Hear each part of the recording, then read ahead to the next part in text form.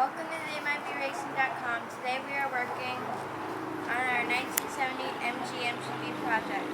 Today is the second step in the restoration process, cleaning and inventorying parts. We started with the trunk area, moved all the extra parts that came with the car.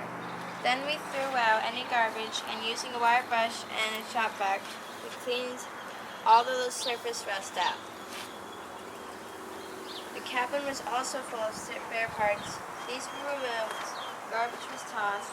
The convertible top was not salvageable. We removed that and tossed it. Next, the seats were removed. The trick to easily removing the seats is to unbolt the front first, then slide the seat forward. It moves much further unbolted. The carpet under the seats was rotten. That was pulled out, and the floorboards were wire brushed. You'll note that there is a little Swiss cheese on the driver's side.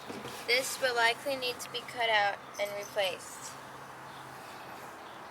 The final step on the car was the engine compartment. We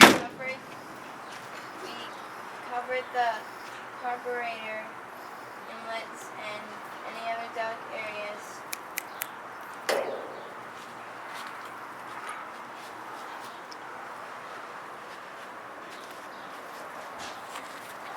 Filled the power washer with degreaser and went to town.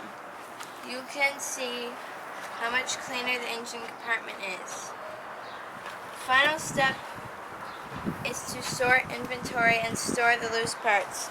Here you see totes for smaller parts. Each tote has a separate inventory and they are numbered. This helps a lot when looking for extra parts.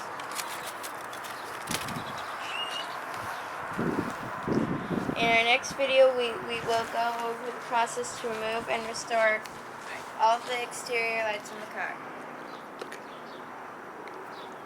See you next time!